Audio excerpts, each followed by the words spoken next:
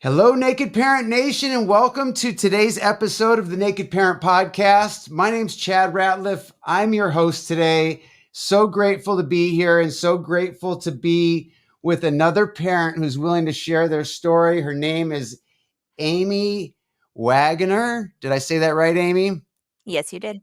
All right. And Amy's in her mid 30s. She's married with one daughter who's 5 years old and has autism. She's a technology product manager at an education advocacy nonprofit in Portland, Oregon.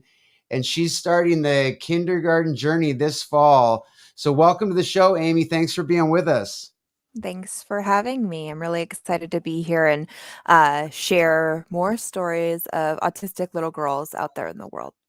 And I'm stoked for that topic because I don't think a lot of people realize how different the journey with raising an autistic daughter is than raising a son. Yes. And just in doing a little bit of research, now I have one of each, and in doing a Mhm. little bit of research, there's a couple simple statistics like the estimate that there's one girl for every 4.3 boys diagnosed, but some of the challenges that parents and daughters are having kind of getting the diagnosis and things were quite shocking to me how many of the challenges are different and Yeah. I read something where um, it said that girls are able to hide their symptoms better than boys, and that's causing confusion and it's causing difficulties in getting diagnosis, and it's even had some people saying that um, it's more self-esteem issues and things not related to autism because they've been able to hide some of their symptoms. I don't know, Mhm. what's your experience been so far? When did you first kind of start this journey? When did the diagnosis for you happen? Yeah. Well, the diagnosis itself is fairly recent. We just got it this spring. But we've been in the process for it for about a year and a half or so. I think everything that you hit on there with girls versus boys in the autism diagnosis situation is totally accurate to our experience. Basically, Kate was going to her well child checkups, and eventually, about year 3, she was scoring slightly lower. So it wasn't as obvious earlier on as sometimes it is with boys. I feel like society has this expectation that boys will be rowdy, boys will be loud, boys will be in your face, and if they're not, then something's wrong with them. But with girls, that I don't think people notice that as often. There's a societal expectation that girls are gonna be quieter. That certainly wasn't the case with my daughter, but, there's this expectation that they will be, and so when you say girls are able to hide it better, really, I feel like, and I know this is true for myself, girls learn to mask a lot earlier on, so that they can handle situations that they're put in. So for my daughter's case, she's really her own little special special snowflake. She is nothing like a typical girl. But around at the 4-year checkup, that's when it was the scores were significant enough. And I should say, when I say scores, it's a broad assessment. And so typically, even with boys who are higher needs autism, they're still going to score all over. And that's pretty typical. They'll be higher in some areas and lower in others. That can make it more difficult, though, to diagnose autism, because then you have to have, certain boxes that they check in order for it to be autism. So we started pursuing it in well, actually, her 4-year checkup was during 2020, so this is during the pandemic. We started pursuing it, and we were told, get her into speech therapy immediately, get her in for an autism diagnosis, but I'll warn you, the autism diagnosis, you're gonna be put on a wait list, and it's gonna be a long time, and I think this is the case Wow. nationwide, but in Portland, it's about 8 to 10 months. That was our experience. from when we Wow. get put on the list to when we actually get an appointment to be seen for the diagnosis.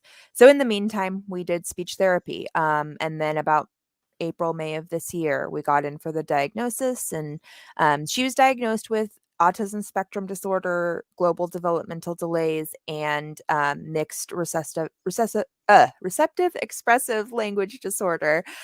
Um, and she's about 2 years behind her calendar age. So she's about 3. But they cautioned, and this is, I'm so interested when I hear parents, on your show and also just in the community at large talk about what level their kids at. Um, Kate wasn't given a level for a couple reasons. One, her appointments were virtual because it was during the pandemic. Hmm. But also the developmental pediatrician cautioned against giving a level to younger kids who are just diagnosed because they're almost always typically going to be higher needs, simply because they're little kids. Hmm. And so that's where we're at right now. We have a general ASD diagnosis, and we've decided to pursue public school for her this fall. So And when did you kind of feel like something might be different? Did you notice early on, or is this just newer that you've noticing something's different? no, I feel like I knew from the second she was born. Okay. Quite honestly, I know all of the vaccine stuff has been debunked, and it's just because autism is diagnosed around the same time that you get a lot of vaccines, so that makes sense. But I think any parent of an autistic child, or most parents could say that they felt something early on. I have generalized anxiety disorder and I had postpartum anxiety. So I really wasn't quite sure if what I was experiencing was just difficulty being a parent, a first time parent having anxiety, or if something was different with my child. And then as time went on, I think you hope that they'll make these milestones, and she was making all her, like, gross motor development. She was looking at me in the eye. She was Hmm. babbling. She never, regressed on language. That's something typical with autistic kids. She did not. She's always been this way. This is just how Kate is. And so I had a hunch while ago, 5 years ago.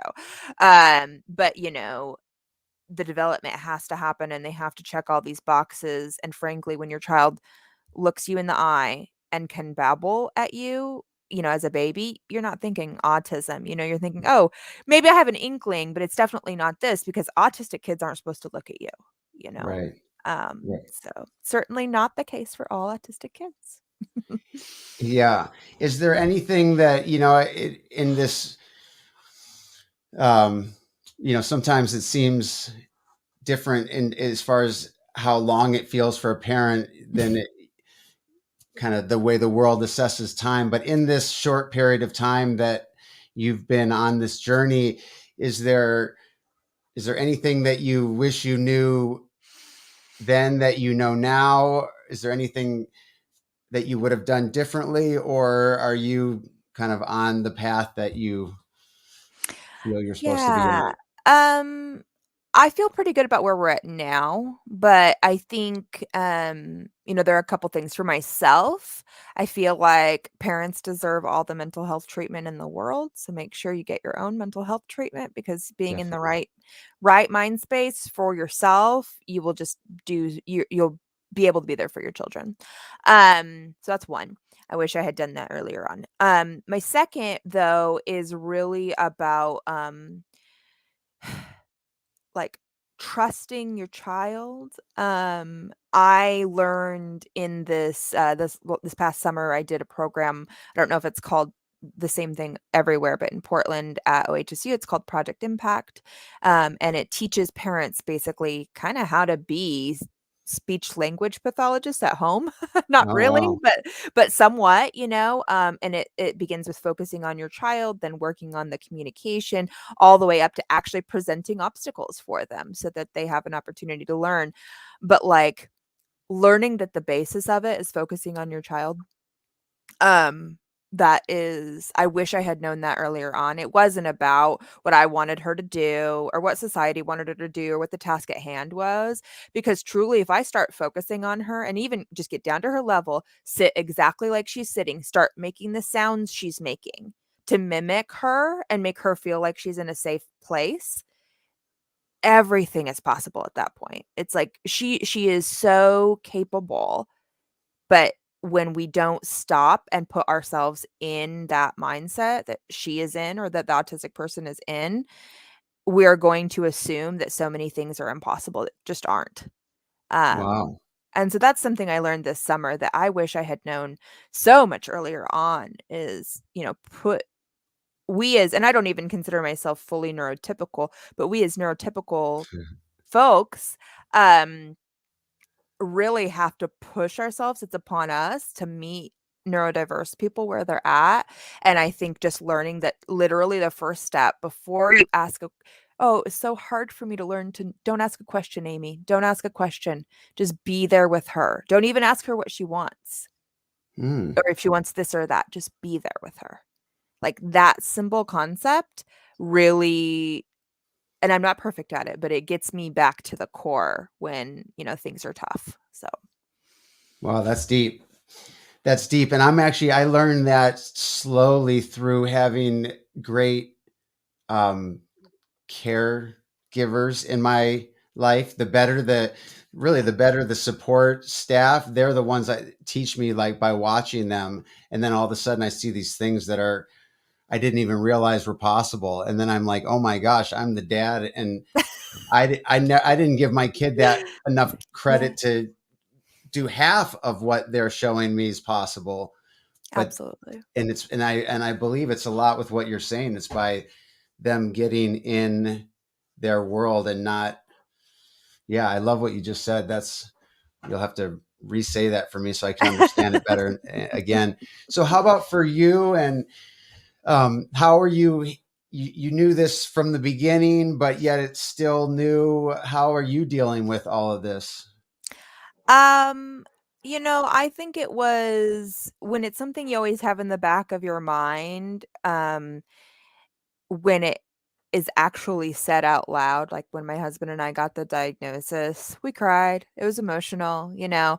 But then it was almost just kind of like a freedom of like, this is our life, appreciate it where you're at. Again, the days are hard. It's it takes a lot of energy to to just keep going, when you feel like you live in a different world than your child. Mm, And you don't quite know what's going on. I don't know what happens at school. I rely on the providers at school to tell me, because she can't say, "Oh, I loved recess," things like right. that. She is verbal, but she just is not like, she doesn't do dialogue really. And so that's what's hardest, I think, is not knowing. Like I said, I have anxiety, so I could sit here and think up, the craziest circumstances. But really learning to put trust in other people, I think, is where I'm struggling right now, and trusting that the professionals who have shown me nothing but, love and respect and care for Kate, and they've given me no reason to doubt them, but really just putting my trust in them. I think that's the toughest part right now. It Um, is. yeah. You sound like you've picked up this diagnosis and taken it in stride, and you sound like you have a lot of feelings of gratitude. I'm just making this up just by what I'm sort of gauging. Has this always been the case for you? Because I mean, there were parts of me where, like, Yeah. this is messed up. What's up with this? I I don't feel that from you. Are you saying, did you bypass that part? no, I totally I totally understand what you're saying. I think there are times when near the beginning, I think my therapist probably knows this best, where it was like, why? Why is this happening? Because I'm a person in my 30s. I've had enough life experiences to deal with. I don't want extra baggage in my life. But that didn't last that long. because I feel like I'm truly an activist by nature. And when I care about something, I make it my cause. I will go march, I will go vote, I will call my elected officials, I will do what I need to do. And I think that now that I'm a mother and the cause is my child, it's even greater. So, I've started saying we've only had one IEP meeting so far. We're in the middle of the IEP process, which is it's difficult too. But we had one IEP meeting and I said, I understand legally you have to call it special education, but I don't like that name. I don't like special needs and I don't like special education because it indicates that some kids are special and others are not. And frankly, I think you have more kids in your school who need help than the kids who are in special education.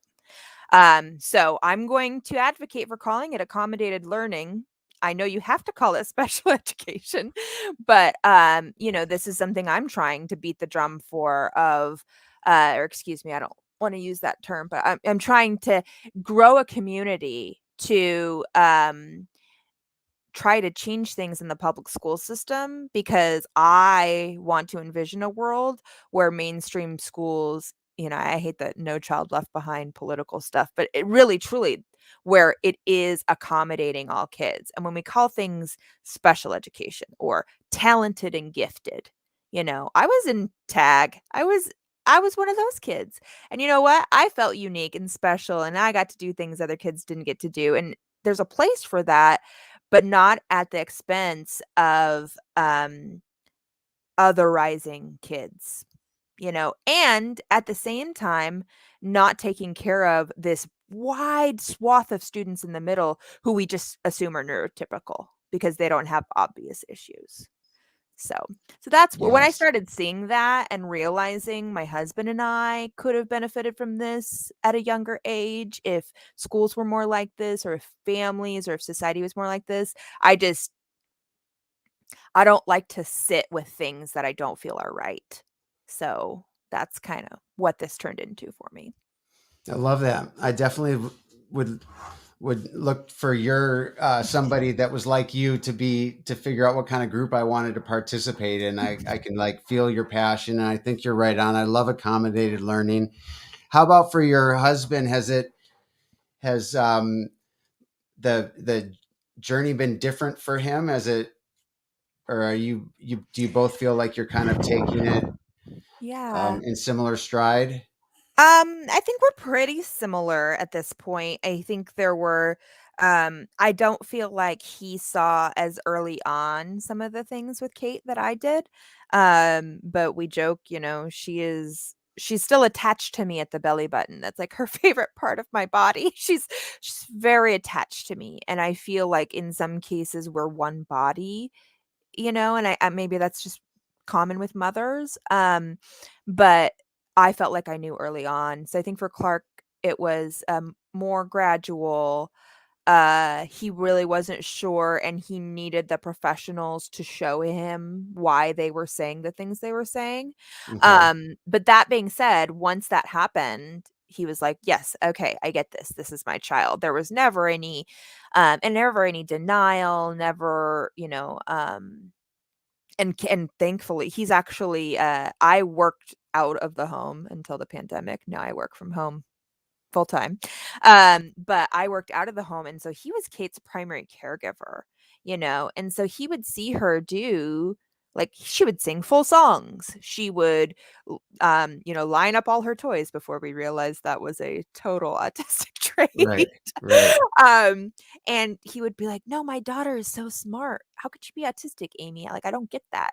Oh, Because he was with her all day, and he sees all the cool things she does, so I don't blame him for that. oh, that's But sweet. yeah, they have a great relationship too, and I think, she's attached to me, but she loves her dad, and it's just yeah, I think we're all just in this together now. I like where we're at with this. It took time, it took diagnoses, it took hit and miss, it took lots of therapy. Our own mental health therapy, but we've been in speech therapy for the last 10 months. So Yeah, it's been a journey, but I we're in a good place now, and I feel like that's why am so on the activist train is there are so many families that are struggling, especially families with girls who aren't presenting the same as boys on the spectrum. Um, who don't have the typical, like, no, my kid is in your face, my kid is sensory seeking, not sensory avoiding. Like we want to Mhm. show that diversity of spots on the spectrum. Well, one of the things that you just said that I love is that we're all in this together, and that's where it would be awesome to remove some of these labels that we're putting, because we're all in this together should be sort of the motto of any family, right? Yeah, yeah. With with with any array of abilities, we're all in this together, and we're doing it together. So, being that you're all in this together, what does a bad day look like that may be influenced by autism or some Yeah. of the things that you're dealing with? Well, Kate's 5, so her emotional regulation, despite the autism, isn't the greatest. So I think her toughest days are when she's had some sleep disturbances, which is also super common for kids with autism. So she doesn't have the rest she needs. She won't go back down for a nap anymore. So that's kind of it for the day if she hasn't slept well. And so a bad day would be, yeah, something where we haven't slept well and then she is um resistant to kind of anything we want to do because it's all on her schedule. And when she hasn't slept as well, she's not using the words she knows how to use. And so it's a lot of screaming. That's those are probably our worst days. And I think our neighborhood knows what Kate sounds like. And Okay. that's just the reality of it. And I think that the more you talk to your neighbors, explaining your kid has autism, it makes you feel a little less guilty when those bad days happen. Because your neighbors understand at least somewhat. They can close their windows. But I mean, truly, I try to use those as exposure. If I take my kid to the store and she's screaming, we will stop, I will talk to her, and then we will walk out if we can't, regulate the emotions. Because I do try to get her out in the world and everything because I think more people need to see this. Like it's bad, sure, but yeah, I had a tantrum in a store as a kid. I mean, Sure.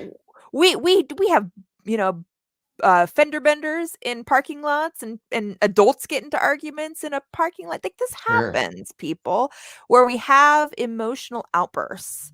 And if we stop treating them as like what's wrong with that person and start treating it as what does that person need to feel better, the days don't have to be so hard. And it's more of a camaraderie and things.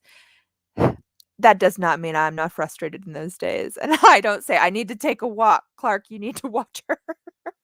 Right. Um, but I don't know. Communication, exposure, I think those are the best ways to deal with those days because you're never gonna have the right answer. Your autistic Right. kid is gonna throw you curveballs left and right. You're never gonna know the perfect thing, but honestly, a good general answer is, like, stop, assess the situation, focus on your child, communicate, and then you'll probably get closer to a better day. Yeah. So I think you kind of answered the question, but if your sleep was not you know, the sleep was off, the emotions are flying, and what is what's your approach or solution to, or how do you address that? Generally when we know that's happening, we'll start the day, either my husband or I, with a lot of physical time with her. She's a very physical child, so she wants to be cuddled. She wants to touch your belly button. She Okay. has her little, language jokes that she talks about, "Ayoy, ayoy, ayoy." I don't know what it means, but, she lives it. But, we do that. We try to allow her to be near us as much as possible. Honestly, I guess I'm kinda talking about the physical stuff, but that's really a lot of what she needs, is to physically feel safe. I think other things that we do are trying to make sure, physical regulations in general are hard for can be hard for autistic people, especially kids. So remembering that they're hungry is sometimes difficult. So we make sure that we're on top of the meals even more so, offering her meals more throughout the day. Because if she gets hungry, it's just going to make everything worse. Uh, Trying to keep play places clean, we've noticed, she is a chaotic terror. I think she thrives in chaos, but she doesn't realize how overwhelming it can be for her. Hmm. And so she loves it, and then suddenly it's too much and she walks away. So keeping spaces organized and clean, we're not great about that, but I've noticed that that does make a difference in her day, to have things in an orderly manner so that she can then mess it up. Sounds like me, Yeah. actually. I thrive in chaos until I don't thrive in chaos Yeah. anymore. And I always said that let's keep the house clean because I feel like I'm a better parent when Oh, the house is yeah. clean. If all else fails, if the house is clean, then I'm not doing that bad. So what's something that you're excited about, looking forward in your child's life as being a parent? Um, I'm honestly right now, our biggest and I've learned you really can't look too far ahead because you don't know what's gonna happen. I We had no idea the pandemic was coming, right? I mean, Right. if we needed an example of don't look too far ahead. Right. But I think right now our biggest focus is school and kindergarten. I was just on the texting app with her, technically special education, but at their school they call it the learning center, which I do feel like is a step in the right direction. With the kids, they call it the learning center. But anyway, I was talking with her and she was telling me about Kate's day, and she said, oh, Kate went to the supply bin and of her own volition requested some supplies. And I asked her crayons or markers, and she indicated crayons and she drew a picture. It's a bunch of scribbles. But her paraeducator, when we picked her up, was so excited to show us. And so I was sharing that with the Learning Center specialist, like, oh, yeah, Miss Angela was just so excited to share with us. And she said, I think we're all just so proud that Kate wanted to do that on her own. And honestly, the little moments like that, man, that thing is up on our refrigerator. It's Yeah, for scribble. I sure. have no idea what it is, but she did it. Like these little milestones, that's what I'm living for right now. When she No. makes it through an entire day at school, she's still not potty trained. So we have some certain toileting protocols that we're working on. When she makes it through a day and, she's not dirty at the end of it, things like that. That tells me that she's making that progress for her. And I've been very insistent with the school, and they've been very responsive that this is Kate's yardstick. This is not some other kindergartner's yardstick. We're going to measure things on Kate's measurements. I love that. So, I yeah. love that. And I think that I notice for me when I'm more when I find gratitude in the little things in those little moments, I'm just in a better place for myself. When I'm Oh, yeah. looking for these big milestones and that's usually when I'm trying to measure against the Joneses, if you will, and that's when I'm way off track. So, Yeah, absolutely. I think there's a place for that. But with your autistic kiddos, that's not the world they live in. So, right, right. um, Um, is there anything that something that you believe to be true that most parents disagree with? hmm. I do believe I may receive some pushback on the special needs, special education.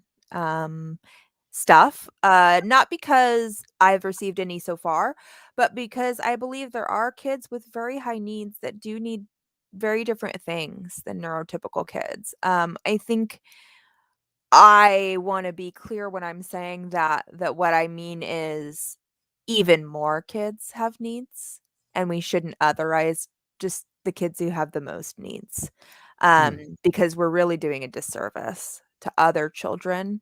I feel like I was one of those kids who was in the middle. I was always told I was shy or I had separation anxiety, and probably those were true.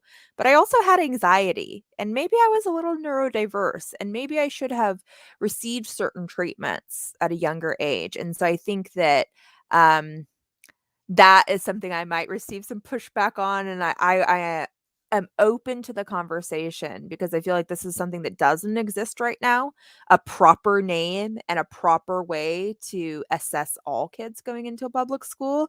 So I'm here for the future of what this looks like. So please, if you don't agree with me, let me know and let's figure out what the best thing is, because that's really what I'm looking for. I love that collaboration and Yeah. um, developing this new world that is happening every day in every way, as it relates to our children Yeah. and everybody's children. And it So really requires disagreement, like, I it used to does. not be a fan of that, but, I mean, I'm a project manager now, the only way we get things done is by everybody putting their ideas and us talking about it, so, yeah. Yeah, I love that. Thank you for that. And how about for you? Are you doing anything to take care of you? And Oh, is yeah. and is that benefiting you and the family?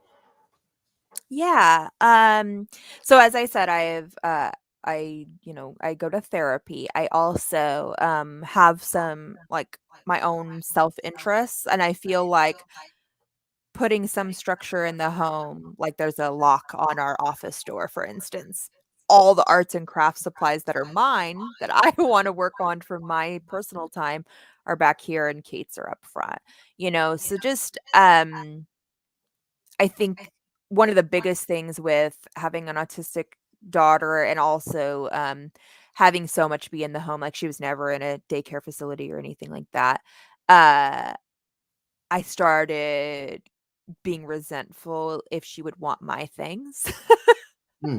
But of course she wants them. They're so fun and they're breakable and they're pretty. She's ruined lots of makeup, she's broken some, little statuettes of things I had. I think that instead of getting angry about that, trying to put some structure in your life so that you as an adult can be an autonomous adult and feel like you have your space is so important. So, we're parents, things are gonna get broken, but instead of stressing so much about it, just try to put some structure. I don't know, that seems like such a simple thing, but I feel like with Kate, our approach has been so much like, let her be independent, let her explore, that she's all over our house, we have to have some spaces that are ours. And now with her being in school and out of the house sometimes, I also have more time that's mine. So my husband and I try to get our workouts in during that time so that we can get our physical activity in. And I think the other thing, it's so easy in America nowadays, and especially when you have kids with higher needs, to do what is like easiest for dinner, for, you know, things that keep your body sustained. And I just encourage people to rethink that concept of what's easy is what's better in the moment. Um, I in my side job do fitness coaching, and something I've learned in that is like you are everything that you put into your body. I was listening to the podcast last week, or the last issue, where you had a professional on talking about like diets for autistic kiddos. And, I don't know, I've never assessed Kate's diet, but I know for me as just a normal person, just an average human, everything I put into my body affects how I feel. And so, parents, eat right. You deserve it. Your bodies deserve it. You deserve, to take care of yourself. I saw a meme the other day that said, I can't afford to die. I have an autistic kid, even from old age. I can't afford to die. Like, Wow. we really need to take that to heart. I know that's how we all feel, but we need to take better care of our physical bodies so that we really can do that too. Yes, I agree. It makes a huge difference for me, and that's actually something I struggle with because that's an easy escape that doesn't land me in jail or in a problem in my relationship, but Yep. it leads to that. It leads to that. It leads to Yeah. problems and everything for me. So I definitely hear what you're saying and agree with you. We ask usually about a favorite quote. I think you gave one. Is yours those who Ye were seen dancing were thought to be insane by those who could not hear the music? Yes, it is. I love That that. It's been a favorite of mine since high school debate when I first learned about philosophers. Um, I won't try to summarize like Nietzsche philosophy or anything, but this quote has always stuck with me because it just shows you that, like, I mean, it used to make me feel like, oh, you don't understand me and only I understand my life. What I feel like now as a parent, it might mean that, that's a way to take it, but it literally, I live in this world with a kid who no one understands what's going on in her head, but constantly it seems like there's a soundtrack going. She always has a song going on. Um, and if you look at her, there's been situations, we've been outdoor dining during the pandemic, and Kate will be running around on the sidewalk, and we've gotten some not kind words said to us by some Mm, employees of her getting in the way and it being a safety issue. And she's really just stimming. She's just looking at her reflection mm, in the mirror. We can pull her away. But this quote really hammers home for me that we all have our own experiences, and it's not on us to look at someone else enjoying their life and make a judgment on that. And I think just this statement of like, those who were seen dancing were thought to be insane by those who could not hear the music. Try to hear the music. Try to, it goes back to what I said about Project Impact. Focus on your child. That is really just the first step, and the most integral step if you don't have any others. Um, Put yourself in their shoes, try to be in their world, literally mimic the sounds they are making. It mm. sounds silly, but I tell you, every time I do that, my daughter stops and looks at me and smiles. And I know Aw. she knows I'm in her world. So it works, you know? Am I silly? A 36-year-old woman going, ah, ah, ah. Yeah, but it works for her, you know? So Yeah, if it connects with our children, how can it not be anything but right, you know? exactly, and I've had to do that in front of the pickup drop off line with my shirt pulled up so she could touch my belly button. It just, So, you do what you have to. Yes. Are there any products or services that have catered to your well-being in a way that are worth sharing to people out there that are looking for feel good things? Um, I there aren't we haven't gone after any specific, um products. I will say that, connecting if you feel like your child could benefit. Kate does have a dedicated AAC device that she uses and has helped her get to be better communicative. Now she doesn't rely on it as much.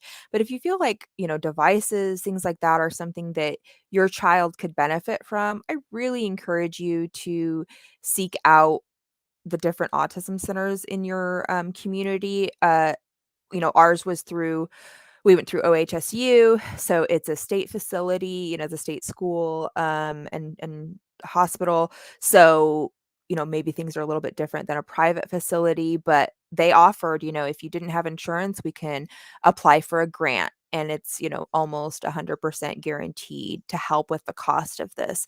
So there are ways. Don't feel like things are impossible. There are resources out there, and I guess at the end I'll share how to get in touch with me, but I will help you. Yeah, I've had people reach out to me after I made a post getting our AAC device that, asked, "Oh, how did you get that?" And I explained the whole thing. Can I make it happen in their life? Not necessarily, but I can share with you how we did it.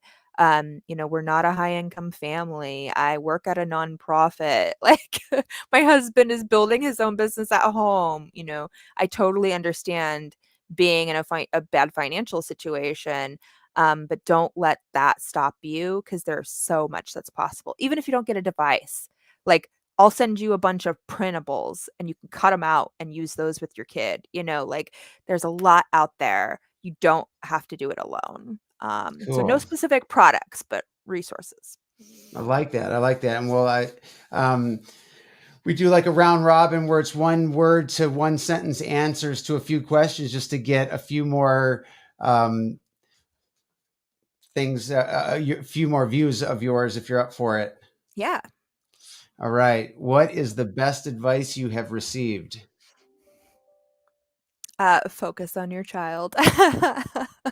Share a personal habit that contributes to your success. Hmm. Take care of your mental health. Do you have a top resource or recommendation to share with other parents?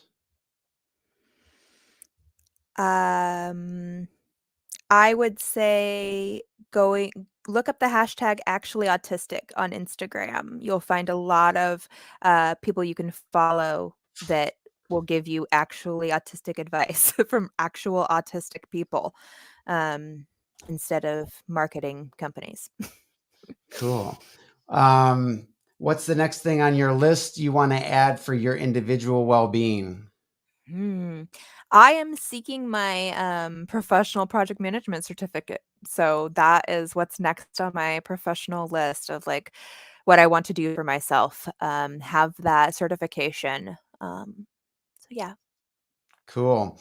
And what's one thing you think would improve your life if you did it or had it? Hmm. If I had a dedicated paraeducator for my child that was with her from when she got to the school to when she left. Right now, we are kind of going in between a couple different paraeducators, and I'm having a little bit of a hard time understanding how Kate's day at school is going. So I would love to have that, but I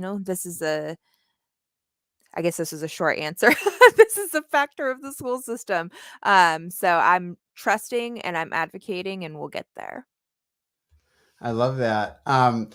Amy, I've really, really appreciated the conversation. And I feel like you've been very authentic and sharing your heart and your journey. And I really appreciate that. Is there, just kind of in closing, you said you had some, or you had a recommendation kind of for parents out there on resources. Um, give us any guidance or things that you think might help our listeners as to helping them Yeah. along their way. Yeah, so I don't know if I'm just grabbing a book real quick. I don't know if this is something that folks can go purchase themselves. There is an ISBN, so maybe it is. But this book, it's what we used for Project Impact. It's called Teaching Social Communication to Children with Autism and Other Developmental Delays. It's the Project Impact Manual for Parents. This was something I used with a speech therapist weekly with my daughter. We'd go through it, we'd learn all the things, but it's very easy to read, I should say. Very easy to consume. So if you can get your hands on a copy of this, even if you're not in speech therapy, I would say, this is a really great resource. The things I learned in it have really changed how I interact with my daughter. So if at all possible, try to be, with an OT or an SLP, a professional in that setting so they can teach you. But if not, if you're not in a place where you can do that, but you could maybe afford a book, I'm not sure how much it costs, but I will say that again. It's teaching social communication to children with autism and other developmental delays, and it's by Brooke Ingersoll and Anna Dvorak. So, Cool. yeah. Cool. And you were saying on resource recommendations, how do parents, do you have any suggestions on that? How Um, yeah, I would say you could always reach out to me on Instagram. My handle is at oamydear. But I can help point you in directions. I am a super researcher, Google fanatic. So even if you're in New Jersey, I will help you find a place. But I would say looking at facilities that are either through your county or state, potentially research universities. They typically have child development centers, in different capacities. Maybe it's called an autism center at OHSU. It's called the CDRC, the Child Development and Rehabilitation Center, I think, at Dornbecker Hospital. So those are all, I would say, better avenues than potentially like a private company. While you still may receive services from them, they're not as likely to have like grants and public funding available. I also know that even just being at those facilities once to get an evaluation for your child, they'll typically have a resource board available, and that's where I have found information for parent groups, music groups for your kids. The Autism Society of Oregon advertises on there. So I'd encourage you, the Autism Society of America is broader, but each state has a branch. So I would encourage you to look at that. Just don't stop with the resources. I would caution against companies who, I'm not necessarily going to name them by name on here, but who are more in it for the marketing and the t-shirts. Because that's what their communication is mostly going to be about. It's going to be about highlighting all the special things that autistic people do, which is absolutely necessary, but that's not really what a parent needs. A parent needs a way to work with their kid, to understand them and to have a better home life. And so yeah, that's where I would seek information. Awesome. Well, I again thank you so much for taking the time. I wish you all the success on your certification and Thank you. kindergarten and everything that you do. And I hope you stay in touch with us. And we'd love to continue this journey together with you. Awesome. Thanks so much for the invitation. I really appreciate being on here and sharing our story. Okay. Have a great day. Awesome. Thanks, you too. Bye. Bye.